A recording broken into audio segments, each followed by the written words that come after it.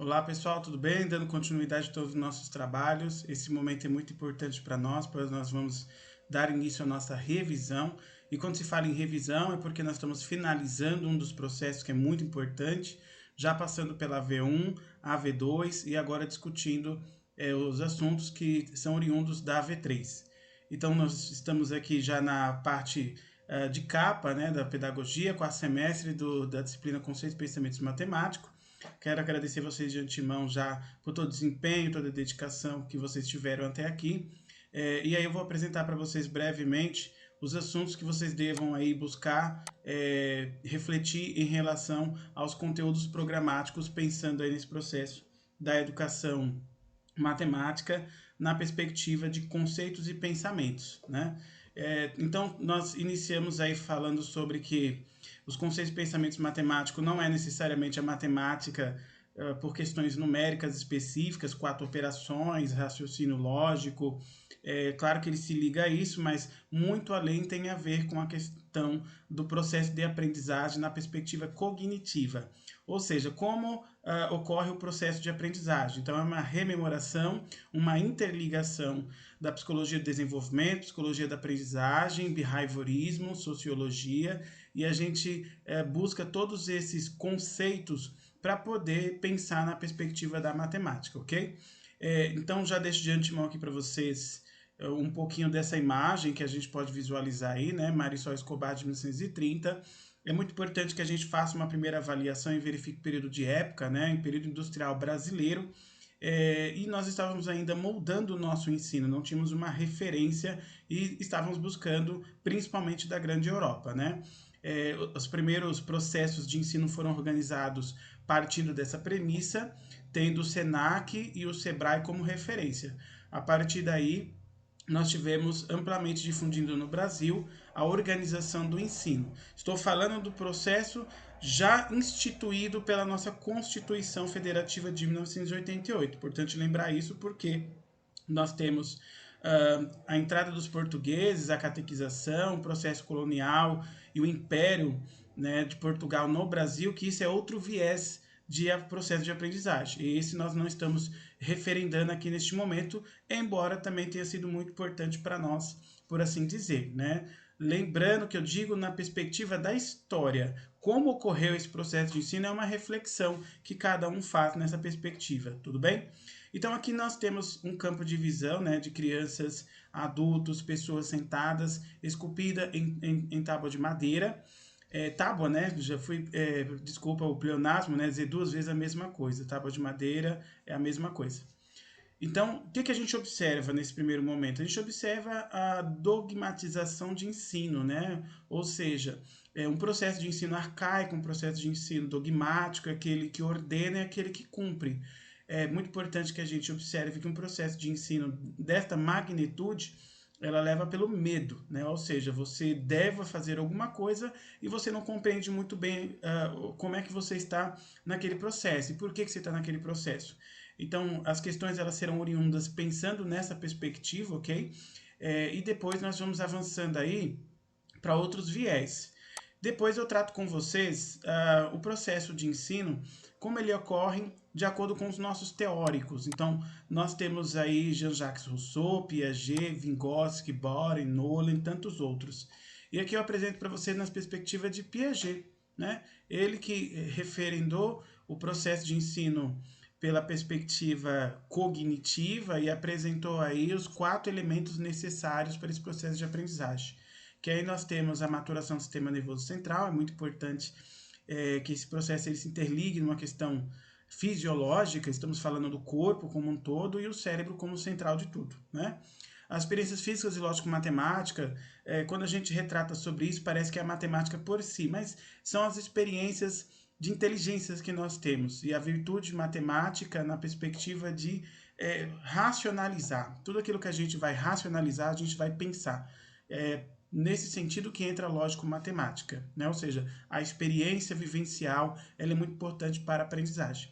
É claro que nós temos outros autores que também retratam sobre isso, em especial Vygotsky, que fala sobre a aprendizagem proximal, né, as experiências diretas e indiretas que nós temos em vias de sociedade, iniciando pela própria família, ok? a transmissão social não quer dizer que você tenha que estar ali naquele momento para se desenvolver. A sociedade ela pode emitir um processo e você pode recebê-lo, e aí você pode interagir com esse processo que você recebeu. É o que a gente faz com as novas leis, né? Então a gente recebe, por exemplo, de Brasília, a gente alterou o PCN, né, o Parâmetro Curricular Nacional, que foi publicado em 97, a gente entrou depois na BNCC, Base Nacional Comum Curricular. Então ela passou a ser válida a partir de 2019, a gente está experimentando, a gente ainda está vivenciando como deve ocorrer um processo de ensino na magnitude nacional. Então essa organização é importante e ela fez uma abrangência para todos os níveis de ensino que o PCN não tinha feito antes. Entendia-se processo de ensino-aprendizagem a partir do ensino formal da primeira série, pelo PCN de 97, e a BNCC, que foi publicada 2017, estudada, 2018 entrou em nível de experiência, 2019 obrigatória, né? Então ela veio aí para dizer que todos os níveis são importantes e a educação infantil passou a ser vista a partir daí, em vias de recurso e em via de organização, para publicações de viés, digo livros didáticos que serão amplamente difundidos pelos professores e trabalhados em sala de aula. Por isso é importante da transmissão social. A equilibração das estruturas cognitivas tem a ver com a própria questão biológica, fisiológica e nutricional. Então a gente vai aprender mediante a esses processos.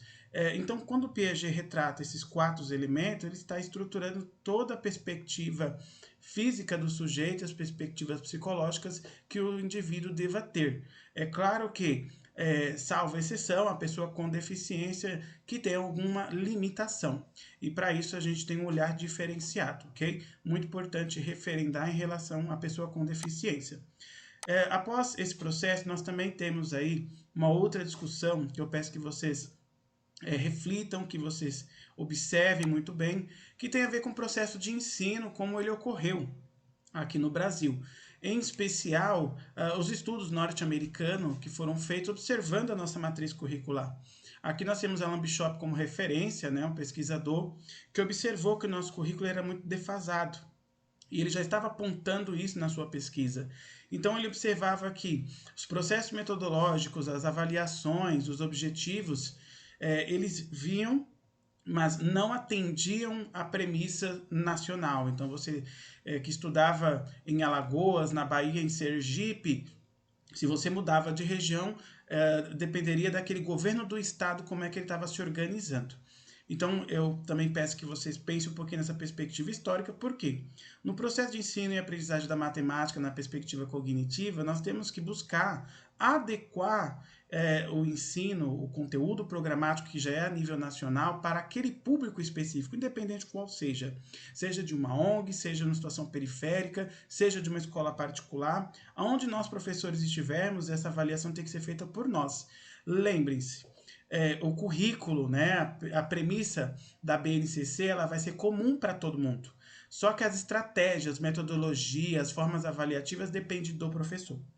Então, nesse sentido, eu peço que vocês façam esse processo de revisão, amplamente explorem esses slides. Nós teremos o tempo aí, não só desse momento de aula, mas outros 2 momentos que eu já reservei para isso, para que vocês possam aí pensar, discutir entre si e, nas dúvidas, encaminhar aí no grupo que a gente vai discutindo gradativamente e atendendo as dúvidas de vocês. Tudo bem? Os vídeos eles tendem a ser objetivos, né? Eu quero agradecer vocês até este momento. Também fico na perspectiva de que todo esse processo que nós estamos gravando o vídeo, ele venham para auxiliar, que eles venham para ajudar. Lembrando que nada é fácil, a gente está se reinventando e vocês podem observar, não só apenas eu, mas os demais professores, vocês estão buscando todos esses processos alternativos e que a educação é isso, né? A educação é viver, a educação é experimentar, a educação é vivenciar. Então, esse processo de experimento ele é muito importante para nós. Então, muito obrigado e, dentro do possível, a gente vai conversando. Um abraço para vocês e até mais, turma. Tchau, tchau.